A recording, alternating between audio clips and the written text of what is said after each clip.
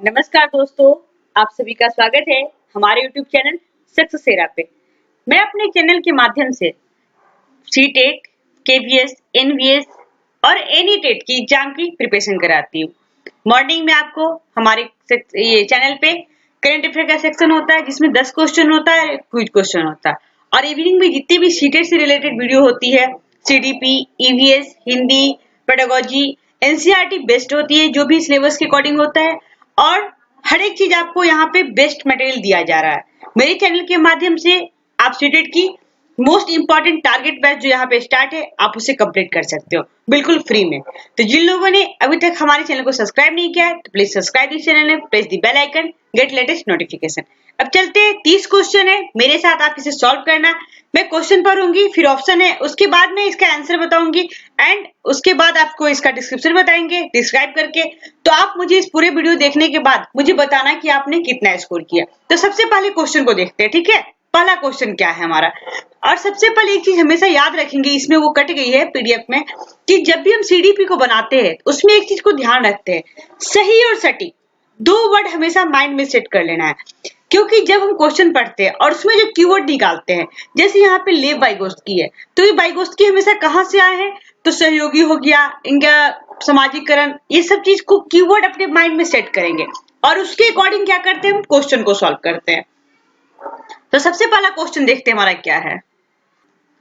लेव वाइगोत्स्की के समाज संरचना सिद्धांत में दृढ़ विश्वास रखने वाले शिक्षक के नाते आप अपने बच्चों के आकलन के लिए निम्नलिखित में से किस विधि का क्यों वरीयता देंगे। वरीयता मींस बहुत ज्यादा इंपॉर्टेंट देंगे। तो आप ये क्वेश्चन देखिए, सीटेट किस अकॉर्डिंग क्वेश्चन पूछ रहा है, ये सॉल्व क्वेश्चन है, प्रीवियस ईयर क्वेश्चन है और इसमें मैं आपको आंसर के साथ बताऊंगी। आप टीचर है और आप अपने बच्चों को जो वैल्यूएशन करते हैं यानी आकलन करते हैं, तो सबसे बेस्ट विधि आपके लिए क्या होगा।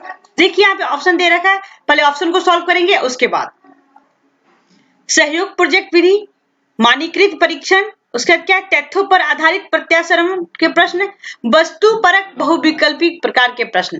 तो आप यहाँ पे सोचिए आंसर, फिर हमको बताइएगा आंसर क्या है, फिर मैं तो बताऊंगी ही आपको आंसर क्या है। क्या सोचा आपने इसका आंसर क्या होगा। देखिए यहाँ पे क्या है, मैंने इसका बॉक्स जो है, पहला होगा इसका आंसर क्या, सहयोग प्रोजेक्ट विधि। अब देखिए यहाँ पे डिफाइन किया गया इसी चीज को, क्या है देखते हैं इसका राइट आंसर क्या है, फर्स्ट यानी सहयोग प्रोजेक्ट विधि। वाइगोत्स्की अपने सामाजिक सांस्कृतिक सिद्धांत के लिए जाने जाते हैं। बिल्कुल, वाइगोत्स्की का संबंध किससे है, तो सामाजिक सांस्कृतिक से। इस सिद्धांत के अनुसार सामाजिक अंतःक्रिया में ही बालक की सोच व व्यवहार में निरंतर बदलाव आता है। बिल्कुल, अगर आप देखेंगे, आप छोटे से बच्चों पे प्रयोग करके देख सकते हैं। अगर फर्स्ट डे बच्चा कहीं खेलने जाता है, हो सकता है उस दिन उसका मन ना लगे, लेकिन वही कल होकर जाता है तो बहुत ज्यादा वो इंटरेस्टेड होता है। क्यों, क्योंकि एक दिन पहले जिस दिन वो जाता है उस दिन अपना परिचय बनाता है, दूसरे से बात करता है और उसके बाद उसके अपने साथी समूह में वो जुड़ता है। तो यहाँ पे क्या है, इस सिद्धांत के अनुसार सामाजिक अंतःक्रिया ही बालक की सोच व व्यवहार में निरंतर बदलाव लाता है। उनके अनुसार किसी बालक का संज्ञानात्मक विकास उसके अन्य व्यक्तियों के अंतर संबंधों पर निर्भर करता है। अतः इस सिद्धांत में विश्वास रखने के नाते सहयोगी प्रोजेक्ट के माध्यम से बच्चों का आकलन किया जा सकता है। तो यहाँ पे समझ में आ गया क्वेश्चन क्या है और आंसर क्या है। आप अगर शिक्षक हो तो क्या करोगे, अपने बच्चों का वैल्यूएशन करोगे तो सबसे बेस्ट विधि क्या अपनाओगे, तो सहयोगी प्रोजेक्ट विधि। बिल्कुल, कोई ऐसा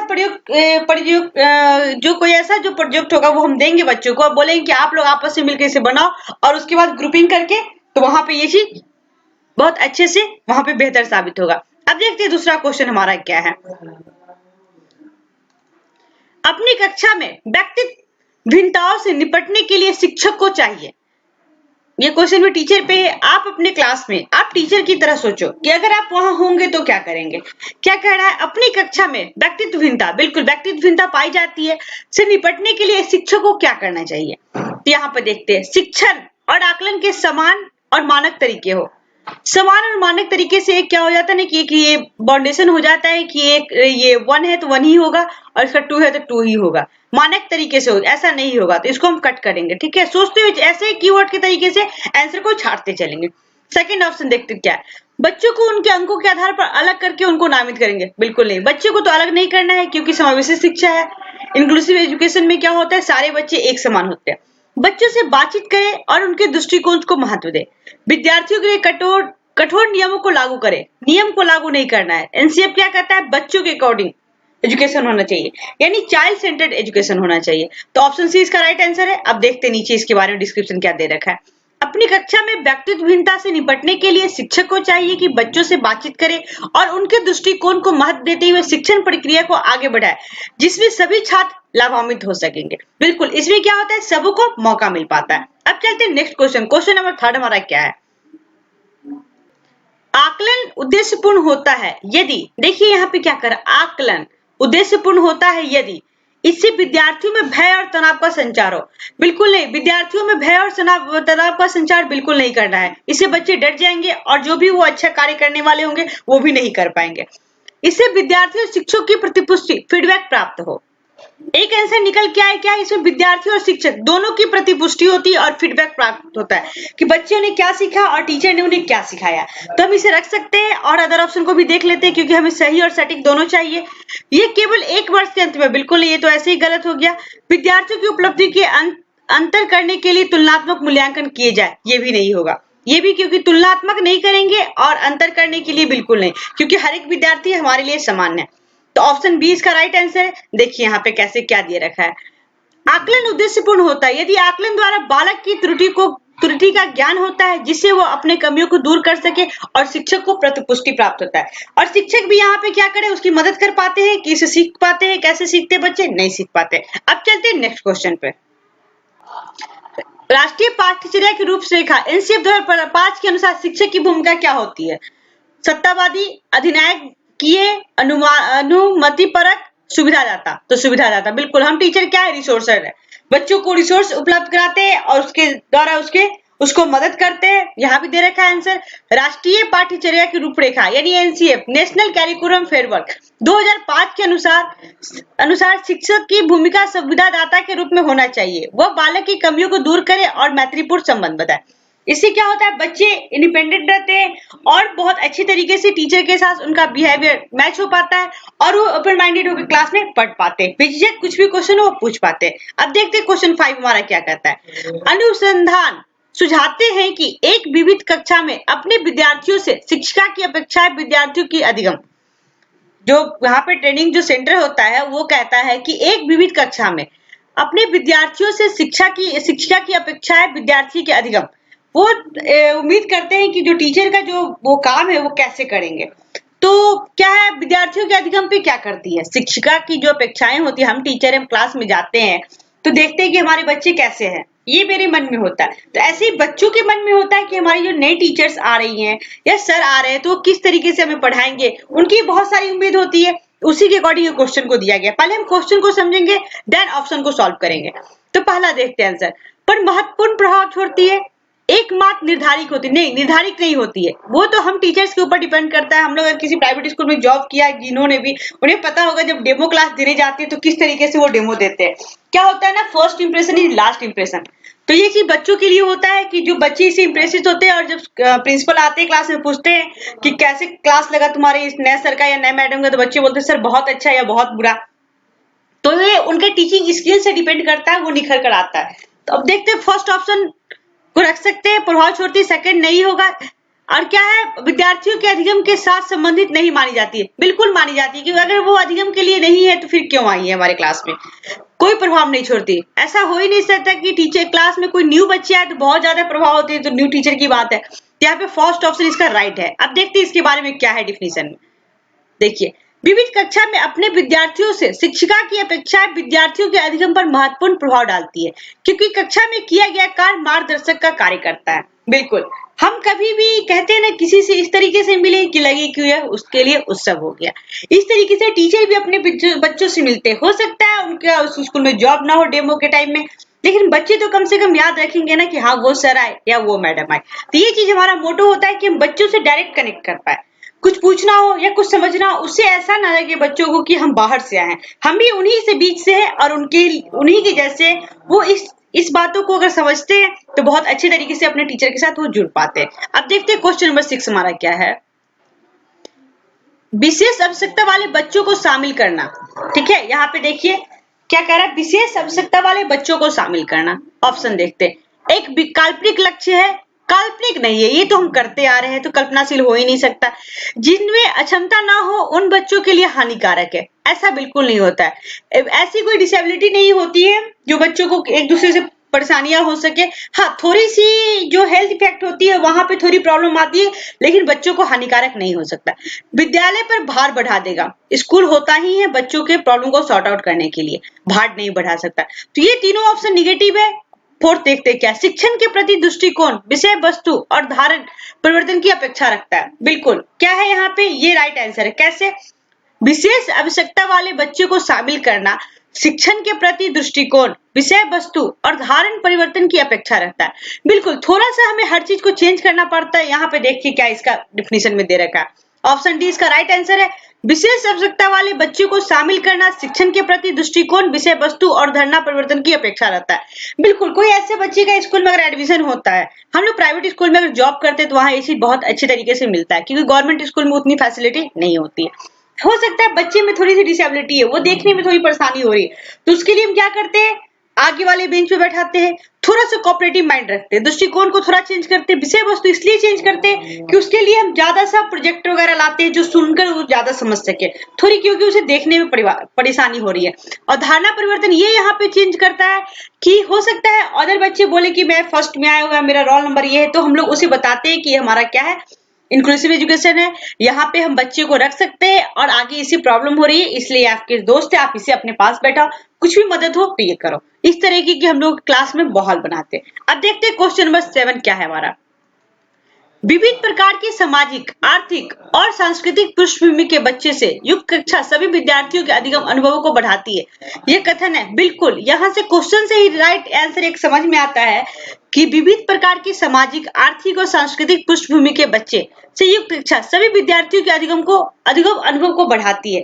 बिल्कुल आप इसे, मैंने बहुत सारे जो सीडीपी के चैप्टर को पढ़ाया है आप लोगों को, उसमें बहुत अच्छे तरीके से बताया है, क्योंकि कई बार होता है कि जिसके पापा वो होते बंगाली होते हैं और मम्मी उसकी होती है, कहते हैं ना, मतलब अदर लैंग्वेज की होती है, अदर देश अदर स्टेट की होती है, तो दोनों लैंग्वेज बच्चे के अंदर वो नॉलेज होता है। ठीक है, तो यहाँ पे देखते हैं क्या अनुभव को बढ़ाती है, इसके अकॉर्डिंग हम यहाँ से आंसर निकालते हैं।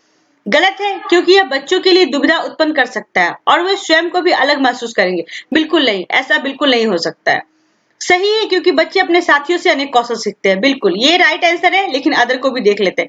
सही है, क्योंकि इससे कक्षा अधिक श्रेणीबद्ध दिखाई देता है। नहीं, ये गलत है, श्रेणीबद्ध हम नहीं कर सकते हैं लैंग्वेज के अकॉर्डिंग, क्योंकि हमारे स्कूल में जो भी बच्चे सब एक समान है।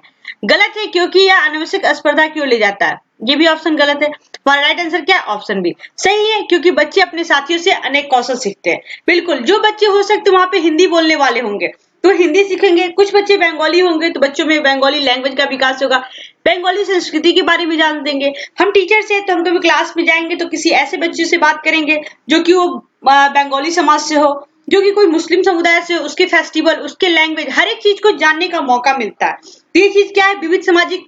यहाँ से आंसर भी देख लेते हैं। विविध प्रकार की सामाजिक, आर्थिक और सांस्कृतिक पृष्ठभूमि के बच्चे से युक्त कक्षा में सभी विद्यार्थियों के अधिगम अनुभव को बढ़ाती है।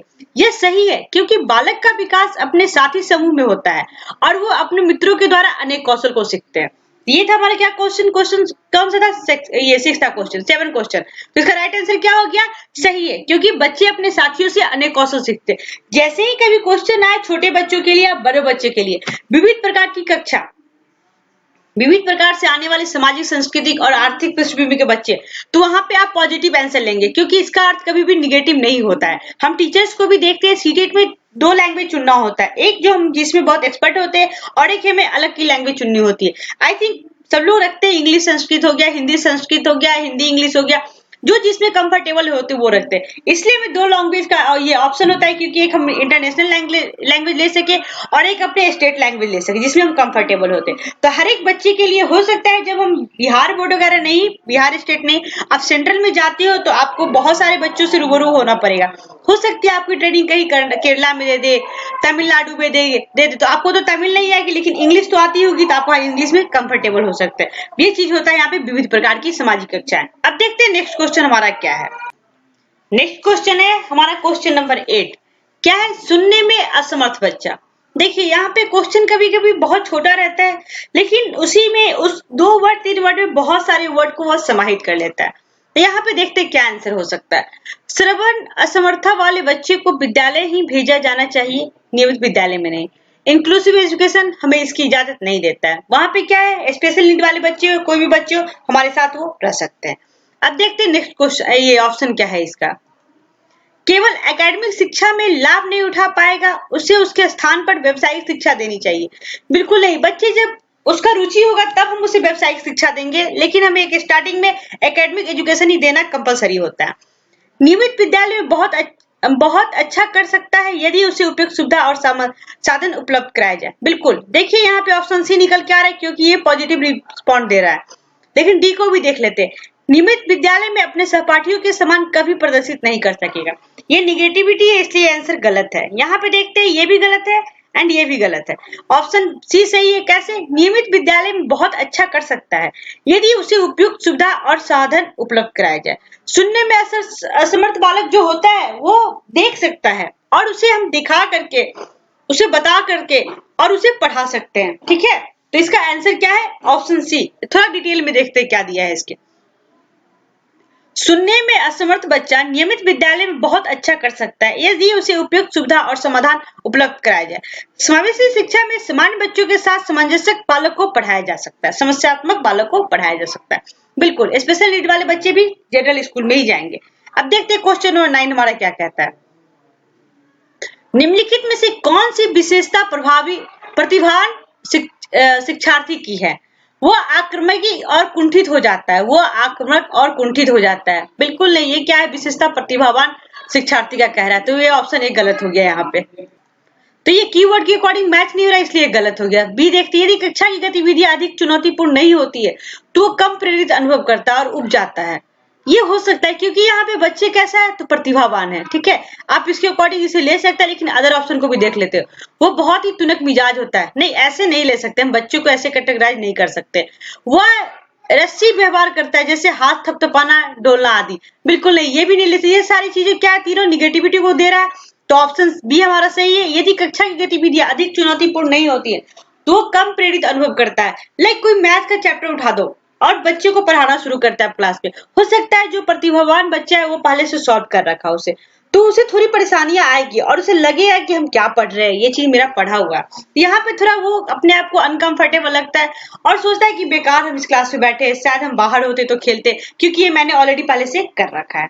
अब देखते हैं क्वेश्चन 9 10 क्या है हमारा। वही चीज यहाँ भी दे रखा है, प्रतिभावान बालों को कक्षा की गतिविधियां अधिक चुनौतीपूर्ण नहीं लगती तो वो कम प्रेरित अनुभव करता है।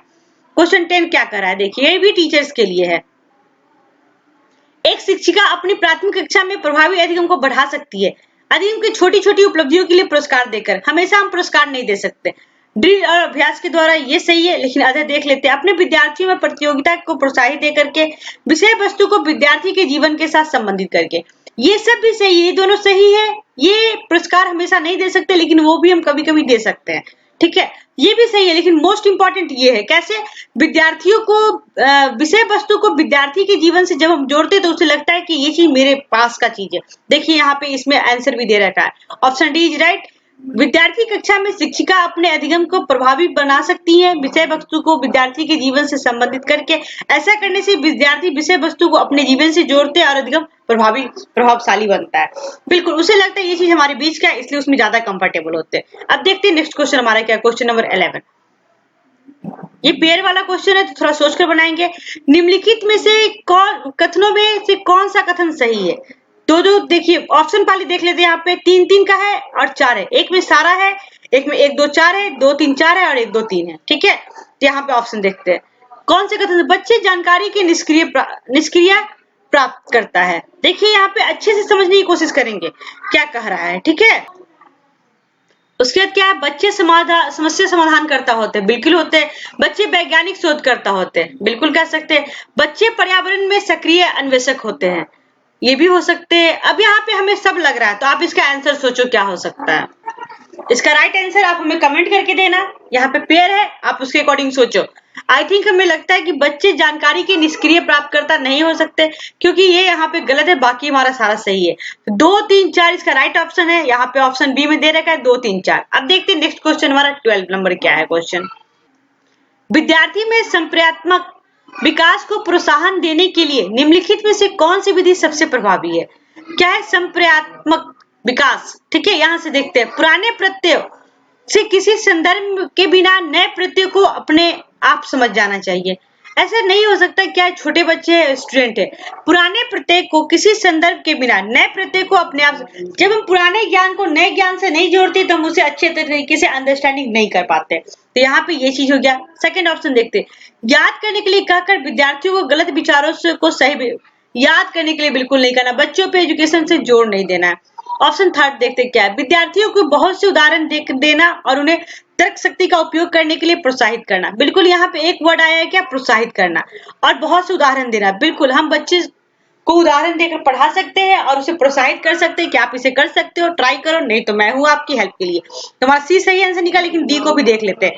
जब तक विद्यार्थी में वांछित संप्रदात्मक परिवर्तन ना आ जाए तब तक दंड बिल्कुल नहीं देना है। देखिए यहाँ पे राइट आंसर क्या, ऑप्शन सी है।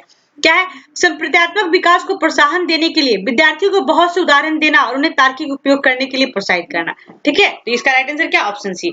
अब देखते 13 क्वेश्चन क्या है हमारा।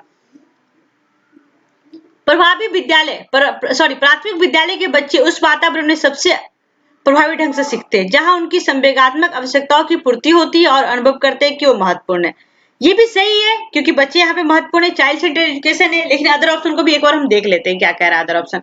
जहां शिक्षक एकाधिकारवादी और स्पष्ट आदेश देता, बिल्कुल नहीं, तो गलत हो गया क्योंकि टीचर आदेश दे ही नहीं सकता है।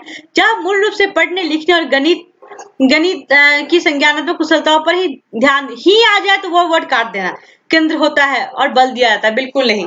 जरूरी है कि हम लिखने पढ़ने होंगे, क्यों खेल विधि से हम बच्चों को पढ़ा नहीं सकते, बिल्कुल पढ़ा सकते हैं। यहाँ पे डी देखते, जहाँ शिक्षक सारे अधिगमों के आगे होता है और विद्यार्थी निष्क्रिय, बिल्कुल नहीं, ये भी आंसर गलत है। तो हमारा राइट आंसर क्या, ऑप्शन ए। जहां उनकी संवेगात्मक आवश्यकताओं की पूर्ति होती है और वो अनुभव करते हैं कि वो महत्वपूर्ण है। बिल्कुल, चाइल्ड सेंटर एजुकेशन में क्या होता है, चाइल्ड सेंटर यानी बच्चों का महत्वपूर्ण होता है। चाइल्ड इज मोस्ट इंपॉर्टेंट, ठीक है, किसी भी एजुकेशन में। तो वो चीजें यहाँ पे, जिसका राइट आंसर क्या है, ऑप्शन ए। अब देखते हैं नेक्स्ट क्वेश्चन हमारा क्या है, 14 नंबर क्वेश्चन। एक बच्चा खिड़की के सामने एक कौवे को उड़ता देखता है और कहता है कि एक पक्षी है। इसे बच्चों के विचार के बारे में क्या पता लगता है? देखिए यहाँ पे क्या कर रहा है, ये बहुत बार पूछा हुआ क्वेश्चन है और ये भी क्वेश्चन जो मैं सॉल्व करी हुई पहले से ऑलरेडी प्रीवियस ईयर पूछा गया क्वेश्चन है। आई थिंक दिसंबर 16 या 17 में पूछा गया क्वेश्चन है, ठीक है। तो आप इसे देख लेंगे, मैं बता दूंगी ऐसे। एक बच्चा खिड़की के सामने से कौवे को उड़ता देखता है और कहता है एक पक्षी है। इससे बच्चों के विचार में क्या पता चलता है? बच्चे की स्मृतियां पहले से भंडारित होती है? बिल्कुल नहीं, बच्चा ब्लैक बोर्ड के समान होता है, आप जितना उस पर ज्ञान भरेंगे वो ज्ञान उसके अंदर जाएगा। और यहाँ पेयर में आंसर है, देख लेंगे, ए और बी है, बी एंड सी है, तीनों है ए बी सी, और यहाँ पे केवल बी है। यहाँ देखते हैं हम लोग ऑप्शन। बच्चे में पक्षी का प्रत्यय विकसित हो चुका है, इसे रख सकते हैं। आगे पढ़ते हैं। बच्चों ने अपने अनुभव बताने के लिए भाषा के कुछ उपकरण का विकास कर लिया है। ये तो भाषा विकास से हो गया, तो ऐसा नहीं होगा। बच्चों ने कौवे को देखकर पक्षी ही क्यों बोला, मोर क्यों नहीं बोला? हो सकता है वो पक्षी का प्रत्यय उसके अंदर विकसित हो चुका है और वो जान रहा हो कि जो आकाश में उड़ने वाली चिड़िया है उसे हम पक्षी कहते हैं, वो उड़ते हैं, पंख होते हैं, वगैरह वगैरह। तो इस तरीके से बच्चों में क्या है, पक्षी का प्रत्यय विकसित हो चुका है। आप इसे ये नहीं लेंगे कि उन्होंने अनुभव बताने के लिए भाषा के कुछ उपकरण का विकास किया है। तो ये आंसर यहाँ पे गलत हो जाएगा। अब देखते हैं नेक्स्ट क्वेश्चन हमारा क्या, इसका राइट आंसर क्या, option D, only one B होगा। बच्चों में पक्षी का प्रत्यय विकसित हो चुका है। बहुत सब बार सीटेट की सेट में देखेंगे इसका आंसर गलत भी दे देता है, ठीक है। अब देखते हैं नेक्स्ट क्वेश्चन हमारा क्या है। कोई शिक्षिका अपने विद्यार्थी को क्या कहे कि उन्हें भीतर प्रेरणा के साथ कार्य करने के लिए प्रोत्साहित हो। आप टीचर है, आप इस पे अपने अकॉर्डिंग आंसर दो, फिर मैं इसका आंसर बताऊंगी। चलो इसे उसके करने से पहले समाप्त कर लो।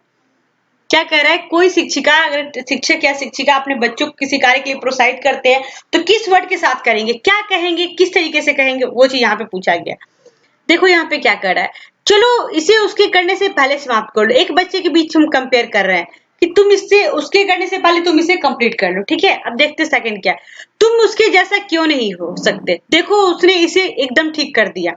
ये कंपेयर नहीं करेंगे क्योंकि बच्चे में ऐसे क्या होता है ना, हीनता की भावना आ जाती है और उसके बाद क्या होता है, वो सोचता है कि हम नहीं कर सकते, इसलिए बच्चा आक्रोशित हो जाता है और बार बार करने की कोशिश करता है, नहीं होने पे वो निराश हो जाता है, ठीक है। तुम इससे पहले समाप्त कर लो। ये भी इसमें बच्चे में क्या होता है, कंपटीशन आती है और वो तेजी से करने की कोशिश करता है, इससे काम खराब हो सकता है। अब देखते हैं सेकंड थर्ड क्या है। काम जल्दी पूरा करो तो तुम्हें टॉफी मिलेगी। हम हमेशा बार बार उसे क्या करते हैं, टॉफी नहीं दे सकते। इसलिए हम बच्चों को ऐसी आदत ना लगाए। हाँ, देंगे टॉफी, ऐसा नहीं कि नहीं देंगे, लेकिन अनावश्यक कहकर नहीं देंगे। बच्चे काम प्रेरित होकर नहीं कर रहा, बच्चा टॉफी के लिए काम कर रहा है। देखते हैं लास्ट क्या है। इसे करने की कोशिश करो, तुम सीख जाओगे। बिल्कुल, ये सबसे बेस्ट है। और अभी तक हमारे पापा अभी ये भी कहते हैं और हर पेरेंट्स यही करने की कोशिश करते हैं, इसे करने की कोशिश करो, तुम सीख जाओगे। और यहाँ पे डूइंग विथ लर्निंग आ जाता है। जब बच्चे उसे कोशिश करते हैं और नहीं होता है तो हम शिक्षकगण उसकी हेल्प करते हैं और मदद करते हैं। और इससे क्या होता है, बच्चा कर लेता है, उसके अंदर जो एक अनुभूति होती है, वो जो चीज सीखता है वो इस तीनों चीज से वो नहीं सीख सकता है, क्योंकि वो खुद कोशिश कर रहा है, खुद करने की कोशिश कर रहा है और खुद सीख रहा है। ठीक है, इसके बारे में थोड़ा डिस्क्रिप्शन देखते हैं क्या दे रखा है। शिक्षिका अपने विद्यार्थियों से कहे कि तुम लोग इसे करने की कोशिश करो और तुम लोग सीख जाओगे। इसके लिए विद्यार्थी को भीतर से प्रेरणा मिलेगी और वो कार्य करने के लिए प्रोत्साहित होंगे। बिल्कुल, तो ये था हमारा आज का 15 क्वेश्चन। 15 क्वेश्चन मैं नेक्स्ट वीडियो में लाऊंगी, क्योंकि मुझे अभी आप लोग के लिए ईवीएस की वीडियो बनानी है जो मोस्ट इंपॉर्टेंट है। तो दोस्तों, मुझे उम्मीद है कि आपको ये हमारा प्रयास अच्छा लगा होगा। तो प्लीज हमें कमेंट करके बताना कि आपने 15 नंबर में कितना नंबर स्कोर किया, और उसके बाद इसे शेयर करना। ये आपका ही चैनल है। जिन लोग भी लॉकडाउन में घर में फंसे, स्टडी करो, क्योंकि इसकी डेट की अभी कोई चांस नहीं आई है। हो सकता है डेट इसकी बढ़ सकती है, इसी डेट की ना भी बढ़े, तो आप लोग प्रिपेयर रहो एग्जाम देने के लिए। तो thanks for watching this video. Thank you.